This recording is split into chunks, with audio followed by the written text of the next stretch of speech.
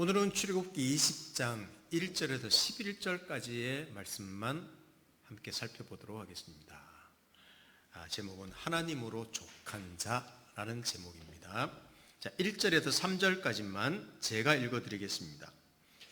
하나님이 이 모든 말씀으로 말씀하여 이르시되 나는 너를 애굽 땅 종되었던 집에서 인도해낸 내 하나님 여호와이니라.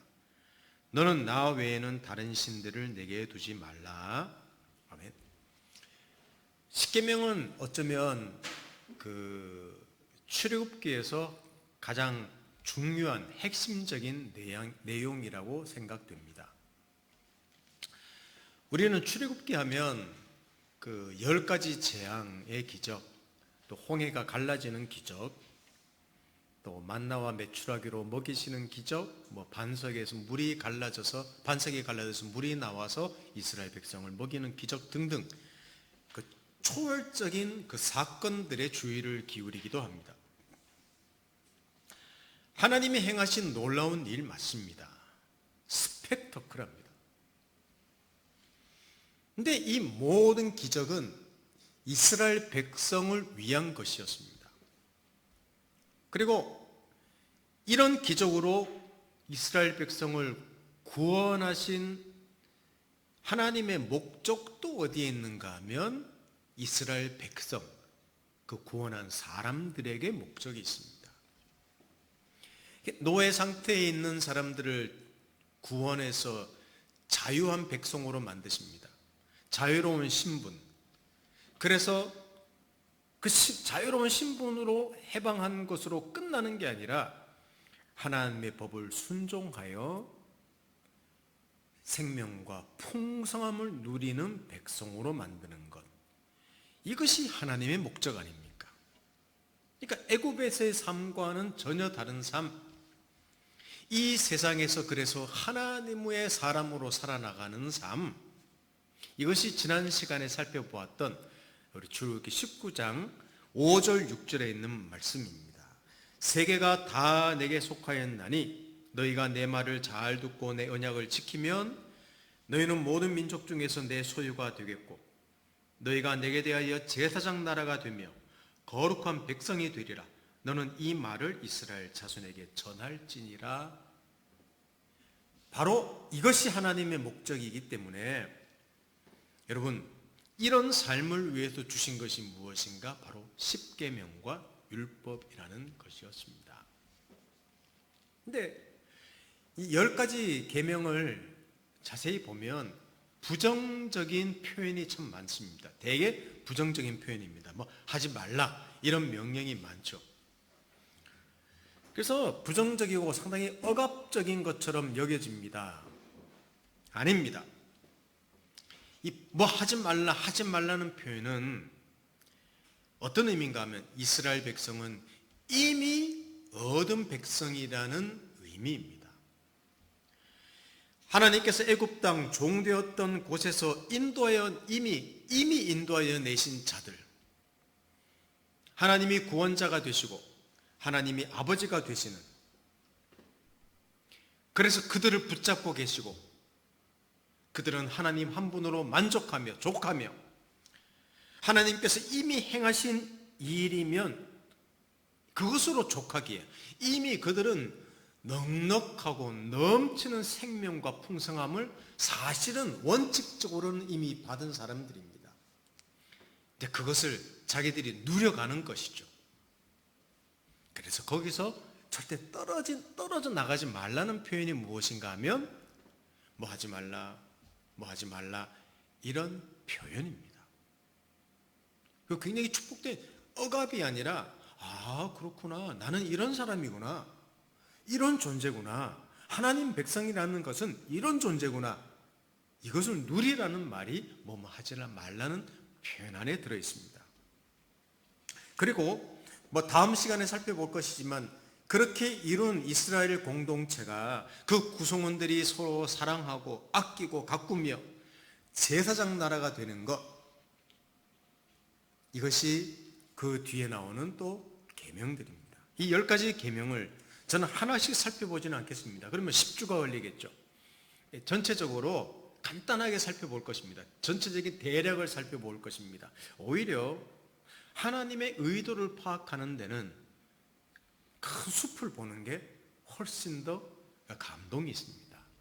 그래서 저는 오늘은 1에서 4계명까지, 다음 주에는 5에서 10계명까지 말씀을 나누려고 합니다. 1에서 4계명은 하나님과의 관계에 있는 계명입니다. 여호와 하나님 외에는 다른 신을 두지 말라. 또 우상을 만들어 너를 위해서 우상을 만들어 섬기지 말아라. 하나님의 이름을 망령되이 일컫지 말아라. 부르지 말라. 안식일을 기억하여 거룩하게 지키라는 이 4가지 명령이 나옵니다. 그것을 간략하게 한번 살펴보겠습니다. 다 공통점이 있습니다. 다 이스라엘 백성에게 주시는 똑같은 메시지가 있습니다. 그것을 그 4가지로 한번 살펴보는 것이죠. 하나님 외에는 다른 신을 섬기지 말라는 3절 보십시다. 너는 나 외에는 다른 신들을 내게 두지 말라라는 하나님의 첫 번째 계명이 있습니다. 상당히 편협되고 배타적인 선언입니다. 그렇지 않습니까? 나 외에는 다른 신을 두지 말아라. 그래서 이 기독교를 싫어하는 사람들이 바로 이런 내용 때문에 더 싫어하는지도 몰라요. 기독교는 배타적이라고 하죠. 타 종교 무시한다고 하고, 또 현대 절대적인 가치관을 더욱더 거절하는 현대에서는 사실은 더 그런 것 같습니다. 기독교에 대한 혐오감을 사람들이 가지고 있죠. 근데 하나님은 왜 다른 신을 두지 말라고 하실까요? 왜냐하면 그들을 구원하신 이는 여호와 하나님 밖에 없기 때문입니다. 이게 핵심이에요. 이스라엘 백성이 뭔가 찾아서 자기들의 필요를, 자기들의 구원을 위해서, 자기들의 풍성함을 위해서 찾아서 자기들이 구원한 게 아니라 하나님이 그들을 긍휼히 여기시고 먼저 찾아오셔서 하나님의 일방적인 은혜와 능력과 그 기적으로 그들을 구원했습니다. 이게 이스라엘의 구원입니다. 그리고 하나님이 목적하신 대로 이끄십니다. 그렇지 않습니까? 하나님이 먼저 찾아오셨죠. 하나님이 모세를 부르셨죠. 하나님이 10가지 재앙으로 또 그들을 구출하셨죠. 홍해를 가르셨죠. 약속하신 땅으로 이끌지 않습니까? 그러니까 하나님만이 구원자 되시는 거예요. 그래서 하나님만 외에는 다른 신을 두지 말라는 겁니다. 다른 이유가 없는 거예요. 그분만이 구원자가 되시기 때문이죠. 그러면 이스라엘 백성에게만 그럴까요? 아닙니다. 하나님은 자기 아들을 세상에 보내어서 사람들이 요구하지 않는데도 보내어서 구원의 길을 열어놓으셨습니다. 그래서 모든 사람의 구원자, 창조자가 되십니다. 우리 로마서 5장 8절을 한번 읽어보십시다. 자, 로마서 5장 8절 우리 함께 읽어보십시다. 우리가 아직 죄인 되었을 때에 그리스도께서 우리를 위하여 죽으심으로 하나님께서 우리에 대한 자기의 사랑을 확증하셨느니라.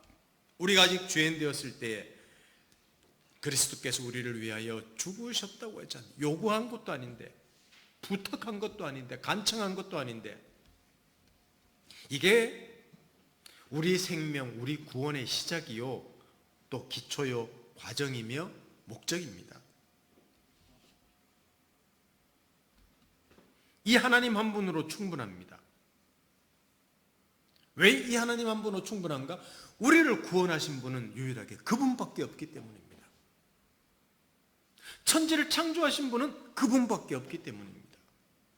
아들을 보내어서 죄인을 위해서 아들을 보내어서 구원한 이는 여호와 하나님밖에 없기 때문에 다른 신을 두지 말라고 한 거예요. 다른 신은 없다, 유일신이다, 그것 비교해서 따지려고 하는 게 아니라 우리의 구원자는 한 분밖에 없기 때문입니다. 그래서 첫 번째 계명을 주시는 것입니다. 이게 우리의 삶의 인생의 기초가 되는 것이죠. 그런데 이 하나님이 뭐라고 말씀하시는가 하면 4절에서 6절을 한번 보십시오. 너를 위하여 새긴 우상을 만들지 말고 또 위로 하늘에 있는 것이나 아래로 땅에 있는 것이나 땅 아래 물속에 있는 것에 어떤 형상도 만들지 말며 그것들에게 절하지 말며 그것들을 섬기지 말라. 나 내 하나님 여호와는 질투하는 하나님인즉 나를 미워하는 자의 죄를 갚되 아버지로부터 아들에게로 3, 4대까지 이르게 하거니와 나를 사랑하고 내 계명을 지키는 자에게는 1000대까지 은혜를 베푸느니라. 우상을 만들지 말라고 합니다. 이 두 번째 계명이에요. 자, 그러면 하나님 외에 다른 신들을 섬기지 말라고 했는데 하나님 외에 다른 신들은 무엇일까요? 그게 바로 이 두 번째 계명에 나오는 겁니다. 우상이라고 합니다. 하나님이 유일신이라고 고백하지만 그 하나님 자리를 차지하는 것들이 너무나 많습니다. 자, 애굽으로 본다면 애굽에는 수많은 신들이 있었습니다. 우상이죠. 자, 근데 애굽은 부유하게 살았지 않습니까? 자, 근데 여호와 하나님을 백성이라고 하는 이스라엘 백성들은 오랜 기간 동안에 노예로 살았습니다.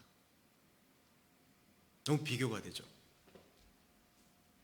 그런데 하나님이 임재하셔서 자기가 살아계심을 드디어 나타내 보이셨는데 애굽의 우상이라고 말하는 것은 어떻게 만들어내? 제가 10가지 재앙할 때 그 모든 재앙은 애굽에 있는 신들과 우상과 관계되는 것이라고 했는데 대개 보면요, 풍요로움, 다산,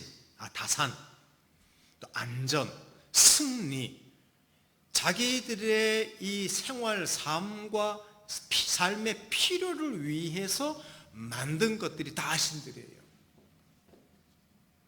그리스 로마 신화도 보십시오. 다 자기들의 필요를 위해서 만든 것들이 신들입니다. 그게 우상입니다.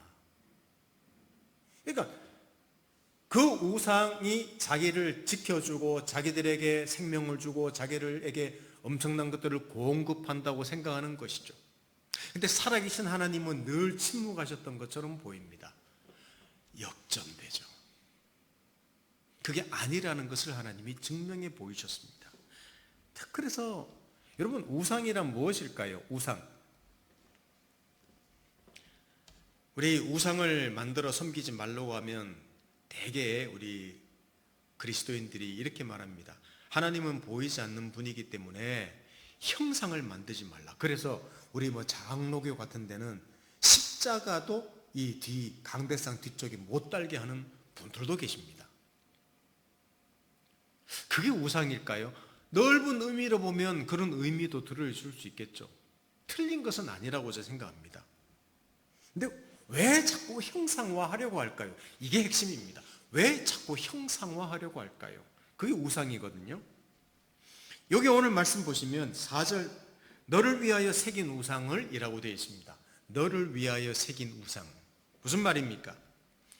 우상은 자기 자신을 위한 것입니다.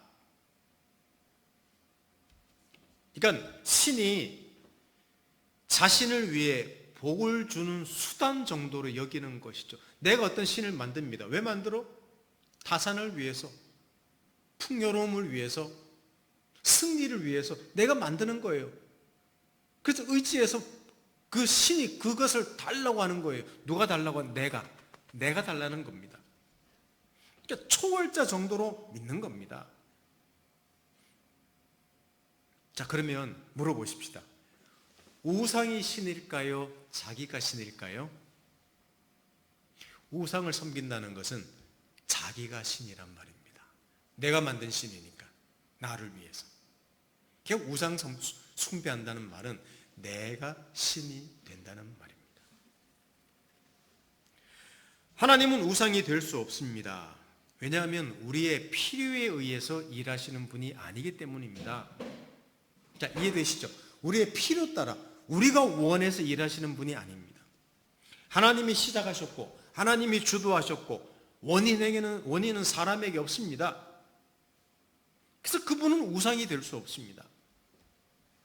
근데 하나님을 떠난 죄인이 된 인간의 본질은 늘 하나님을 왜곡합니다. 늘 자신이 하나님입니다. 그래서 하나님조차도 자기가 조종하려고 합니다. 하나님조차도 조종하려고 하죠. 많은 신을 만든다는 말입니다. 결국은 자기가 신이 되어서 하나님을 조종합니다. 하나님, 왜 이게 안 됩니까? 이렇게 해주십시오. 이거는 안 됩니다. 이때 해주십시오. 우리가 하나님을 우상으로 만들려고 하는 모습입니다. 여러분, 이스라엘 백성이 광야 생활하면서 참 원망하고 불평하던 거 왜 했습니까? 하나님이 자기들이 생각하는 대로 움직여주지 않기 때문 아닙니까? 늘 원망하는 거예요. 하나님이 주도하셨는데, 그래서 자기들이 자유를 얻었는데, 생명을 얻었는데, 늘 하나님에게 요구하는 것은 왜? Why not? 왜 안 됩니까? 왜 안 해주십니까? 왜 주지 않습니까? 신분적으로는 구원받았지만 수준은 늘 자신이 신이었기 때문입니다. 그러니까 매일의 삶이 어쩌면 우상 숭배나 같은 삶입니다. 자, 이스라엘 백성 보면 출애굽기 32장에 참 허탈한 사건이 하나 나옵니다. 자, 성경을 한번 보십시다. 출애굽기 32장 1절에서 4절을 보시면, 자, 이스라엘 모세가 하나님의 계명을 받기 위해서 시내산의 꼭대기에 올라갔는데 모세가 오랫동안 내려오지 않자 이스라엘 백성이 하나님을 보여달라고 합니다. 하나님을 만들어 달라고 합니다. 너무 답답하다. 하나님, 우리 버리신 것이 아닌가? 그래서 아론이 이스라엘 백성에게서 금덩어리 같은 걸 받아서, 폐물을 받아서 금송아지를 만듭니다. 그 내용입니다. 한번 보십시다. 32장 1절, 백성이 모세가 산에서 내려오미 더딤을 보고 모여 백성이 아론에게 이르러 말하되, 일어나라, 우리를 위하여 우리를 인도할 신을 만들라. 이 모세 곧 우리를 애굽 땅에서 인도하여 낸 사람은 어찌 되었는지 알지 못함이니라. 아론이 그들에게 이르되, 너희의 아내와 자녀의 귀에서 금고리를 빼어 내게로 가져오라. 모든 백성이 그 귀에서 금고리를 빼어 아론에게로 가져가매 아론이 그들의 손에서 금고리를 받아 부어서 조각칼로 새겨 송아지 현상을 만드니 그들이 말하되, 이스라엘아, 이는 너희를 애굽 땅에서 인도하여 낸 너희의 신이로다 하는지라. 여러분, 십계명을 받는 중에도 자기들이 원하는 신을 만듭니다. 그래야 안심이 되기 때문이죠. 우리도 그렇지 않습니까? 늘 하나님은 우리의 바람대로 움직여지지 않는 것 같습니다. 우리의 시간, 우리의 목적, 우리의 방향대로 말입니다. 답답하죠? 늘 마음에는 내가 원하는 걸 이루고 싶은 마음, 그 탐심입니다. 그래서 우상 숭배는요, 바로 탐심입니다. 탐심에서 나오는 것입니다. 그 우상의 본질에는 탐심의 마음이 있습니다. 그러면 우상을 섬기지 말라는 말에는 하나님 한 분이면 충분하다고 선포하시는 거예요. 너는 하나님이 이끄시는 대로 따르지 않고 하나님이 주시는 복, 하나님이 주시는 생명, 하나님이 주시는 모든 것들보다도 네 원하는 때에 너 원하는 방법으로 너 탐심대로 원하지 않느냐. 여러분, 이게 우상 숭배거든요. 그것을 하지 말라는 말은 그러면 무슨 말이겠습니까? 이것은 우리 방법대로가 아니라 하나님이 하신 일이면 충분하다. 하나님 한 분이면 족하다는 말입니다. 너 탐심으로 네가 풍성해지는 게 아니란다. 네가 생명력이 넘치는 게 아니란다. 이것을 바로 우상 숭배를 통해서 우리에게 말씀해 주시는 내용입니다. 여러분, 기독교가 왜 힘이 없고 그리스도인의 혈색이 왜 하얗습니까? 왜 좋지 않습니까? 바로 하나님을 복 주는 기계, 내 소원을 들어주는 자판기로 여기기 때문에, 그게 우리 신앙의 전부이기 때문에, 많은 부분을 차지하기 때문에 사실은 신앙인들은 그렇게 힘이 없는지도 모릅니다. 이미 하나님이 우리에게 주신 구원이, 이미 우리에게 주신 복이, 아니 하나님이란 존재가 우리를 붙들고 있는 것이 엄청난데 사실은 우리는 늘 없는 것처럼 살죠. 항상 새로운 걸 바랍니다. 다른 걸 바랍니다. 하나님만 족하다고 생각하지 않습니다. 그게 우상숭배입니다. 그게 우상숭배입니다. 저와 여러분은 어떤지 한번 돌아보면 좋겠습니다.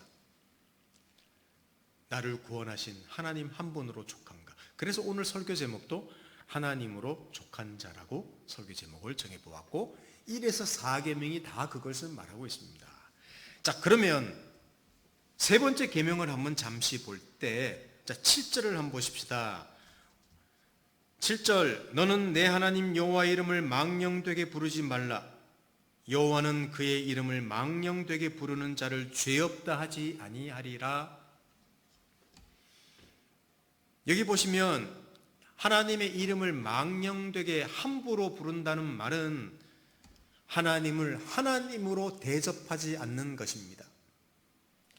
하나님의 하나님 되심을 놓치는 것입니다. 이게 하나님의 이름을 망령되게 부르는 겁니다. 분명하게 이해하셨으면 좋겠습니다. 우리 하나님의 이름을 망령되게 여기지 말라는 말을 하면 쉽게 생각하죠. 하나님의 이름으로 약속하지 마, 너 어길 건데. 물론 그런 의미도 포함되어 있죠. 또 영어로 표현하면 God damn it, Jesus Christ, 이런 표현들. 아니 욕하는데 하나님의 이름을 막 들먹여, 망령 때릴 것이마 이놈아. 또 우리나라 말로는 하나님 맙소사, 막 이런 표현들. 뭐 그런 의미가 뭐 없는 건 아닙니다. 근데 이 하나님의 이름을 망령되이 여기지 말라는 말은, 부르지 말라는 말은 우상숭배와 연관이 있습니다. 하나님을 늘 우리 수준으로 끌어내리는 것이죠. 하나님은 창조주며 전능하시며 전지하다고 고백합니다. 말씀으로 천지를 창조하셨고 무에서 유를 만드셨다고 고백합니다. 그런데 어떻습니까? 지갑이 얇아지면 우리 얼굴 색깔이 어떻게 변하죠? 하얗게 변합니다. 지갑이 얇아지면. 하나님은 세상을 사랑하여 독생자를 보내었다고 그 사실을 고백합니다. 그런데 내가 자주 실패하고 내가 가진 것이 없고 내가 가진 다른 사람과 비교해서 없는 것이 많으면 나는 실패한 인생이야. 하나님 자녀가 맞나? 구원받은 게 맞나? 늘 의심합니다. 하나님의 기적을 경험한 이스라엘 백성들이 어떻게 그렇게 원망과 불평을 할 수 있냐고요? 그게 하나님의 이름을 망령되게 부르는 사람들입니다. 바로 우리입니다. 그러니까 하나님의 이름을 함부로 부르지 말아라. 이것은 어쩌면 우리의 수준을 드러내고 있는지도 모릅니다. 우리에게 주어진 특권, 우리에게 주어진 약속, 우리의 신분이 어떤 존재인지를 드러내고 있는지도 모릅니다. 무슨 말입니까? 하나님의 사람이라는 겁니다. 여호와의 이름으로 불려지는 사람이라는 말입니다. 그러니까 내가 하나님을 내 수준으로, 하나님을 업신여기면 안 된다는 표현은 우리는 그런 사람이 아닌 거예요. 이미 하나님이 구원자가 되고 하나님이 전능자가 되어서 우리를 붙들고 있는 그 이름으로 불려지는 존재이기 때문에 하나님의 이름을 망령되게 부를 필요가 없는 사람들입니다. 아멘입니까? 그게 우리라는 존재예요. 그러니까 기가 죽을 때도 당당할 수 있는 존재, 그게 하나님 명령이거든요. 하나님의 이름을 망령되게 여기지 말아라. 너 기죽을 필요 없어. 당당할 필요가 있어. 아무것도 없는데도 부유하다고 말하는 사람, 내가 죽는데도 산다고 말하는 사람, 망하는데도 감사하는 사람, 이게 누굽니까? 이게 그리스도인이 아닙니까? 웃기는 종자입니다. 저와 여러분이 바로 그런 사람입니다. 이미 우리는 하나님의 이름으로 불리는 사람이기 때문입니다. 오늘 설교 제목이 뭐라 그랬습니까? 하나님으로 족한 자. 우리는 하나님 이름을 가진 사람들입니다. 그리스도인, 하나님의 자녀, 하나님의 백성입니다. 호칭만 그런 것이 아니라 우리의 신분뿐만 아니라 우리를 그런 수준으로 만들어 나가시고, 아니 그렇게 하나님이 여기시는 사람, 그렇게 부르신 사람, 그게 우리라는 말이에요. 그렇기 때문에 하나님의 이름 가볍게 여길 필요가 없습니다. 우리는 위대한 하나님을 섬기고 있는 존재임을 알고 우리 하나님을 우리 수준으로 끌어내릴 필요가 없습니다. 가장 크신 분, 가장 위대하신 분, 그 하나님을 믿고 살아가는 존재들입니다. 아멘입니까? 아멘. 자, 이 하나님께서 그 네 번째 계명 중에 한 가지 더, 안식일을 기억하여 거룩하게 지키라고 했는데, 자 8절에서 11절을 한번 보십시오. 안식일을 기억하여 거룩하게 지키라. 엿새 동안은 힘써 내 모든 일을 행할 것이나 일곱째 날은 내 하나님 여호와의 안식일인즉 너나 내 아들이나 내 딸이나 내 남종이나 내 여종이나 내 가축이나 내 문 안에 머무는 객이라도 아무 일도 하지 말라.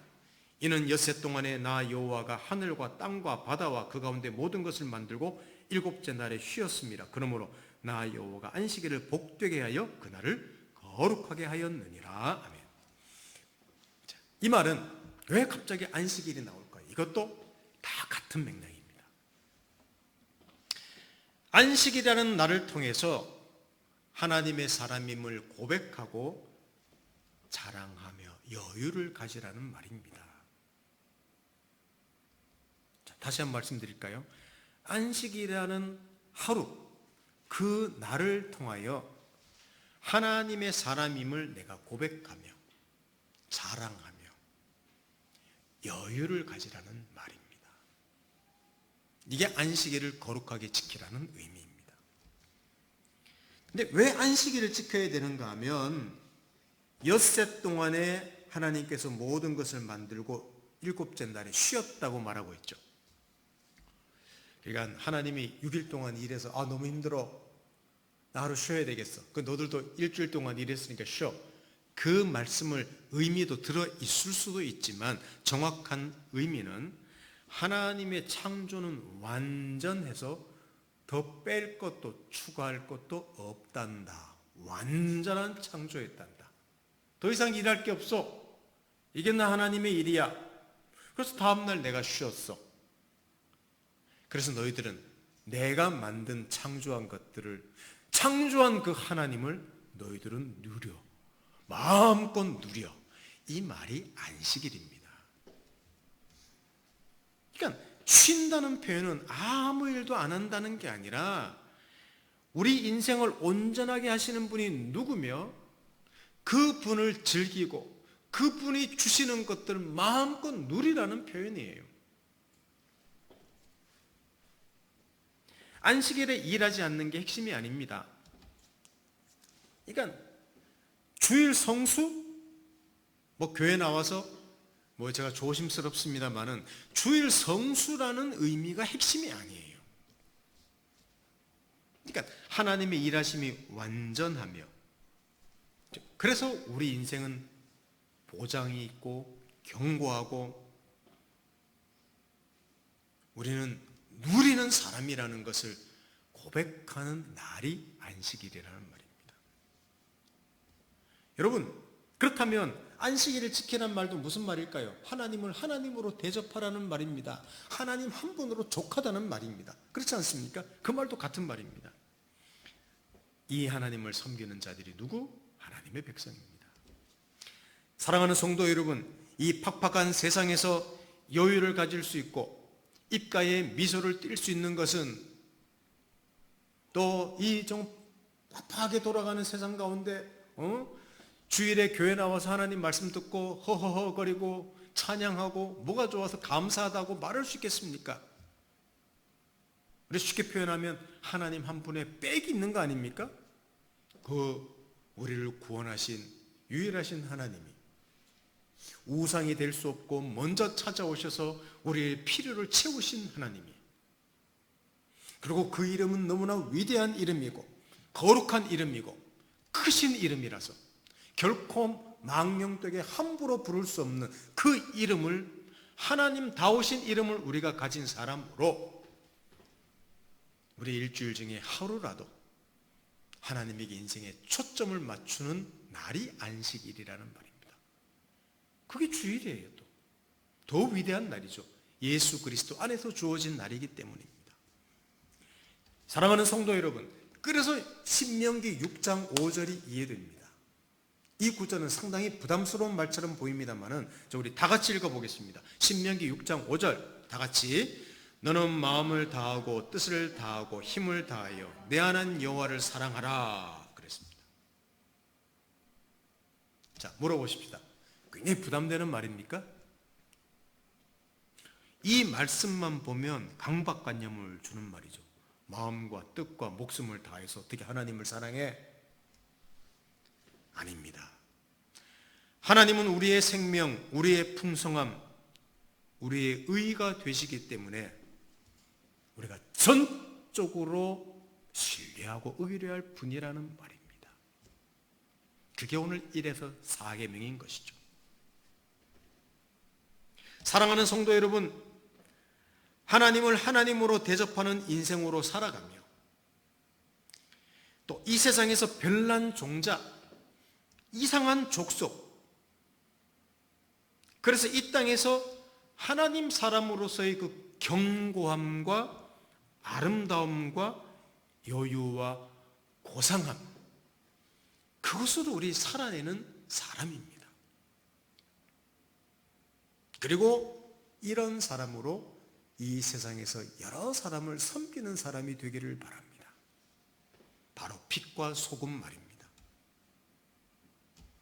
늘 부족한 자기 자원을 바라보면서 얼굴이 어두워져도 감히 이렇게 말해야 되겠죠. 사실 일주일 돌아보면 어두운 시간들 얼마나 많습니까? 그래도 하나님 한 분으로 나는 족한 사람이야. 이 말을 한번 할 수 있는 여유. 이 하나님의 하나님 되심을 충분히 누리면서 살아가면 좋겠습니다. 십계명이라는 글자가 아니라 바로 이 하나님의 선포를 우리의 삶에서 누리면서 말입니다. 십계명을 액자에 넣어서 벽에 걸어놓고 보라는 그 의미가 아니라 이 십계명으로 우리에게 자신을 선포하셨지 않습니까? 그 하나님 한 분으로 족하다고 우리에게 선포하시지 않습니까? 그렇다면 우리의 실패와 우리의 무능과 우리의 부족과 우리의 연약과 우리의 원망과 그 모든 약함에도 불구하고 우리는 오늘도 감히, 이번 주간에도 감히 나는 행복해, 나는 넘쳐, 나는 복받은 사람이야, 괜찮아, 다 잘 될 거야, 이렇게 말할 수 있는 배짱과 용기, 그것이 믿음입니다. 저 사실은 지갑이 얇아지면 저도 얼굴이 하얗게 됩니다. 눈이 떨리고 입술이 부들부들 떨리고 그런 사람입니다. 그것만 한두 번 겪는 게 아니에요. 그래도 설교하면서 성경 보면서 기도하면서 하나님이 내 하나님이시다, 나는 그 하나님의 사람이다, 그래서 족하다 라고 감히 고백하는 이상한 종자가 누구냐? 저거 여러분이란 말입니다. 하나님을 하나님으로 대접하는 그런 그리스도인의 풍성한 삶이 우리가 되기를 간절히 소망합니다. 그것이 오늘 사계명인 내용인 줄 아시고 하나님이 주시는 이 복을 우리 생애 가운데 마음껏 받아 누리시는 저와 여러분 되기를 축원합니다. 함께 기도합니다. 살아계신 하나님, 이 네 가지 계명은 하나님이 선포한 무시무시한 계명이 아니라 우리를 위한 말씀이고 우리가 그런 존재이며 그래서 우리가 생명과 풍성함을 누릴 수 있는 우리의 어떠함에도 불구하고 하나님이 우리를 붙드시고 힘주시고 능력을 베푸시며 공급하시며 넉넉한 자로 살아나가게 하셨다는 사실을 알 때 주님, 이 계명에서 주신 하나님의 그 은혜와 사랑을 매일매일 알아가고 덧입는 누리는 사람 되도록 축복해 주십시오. 예수님의 이름으로 기도드립니다. 아멘.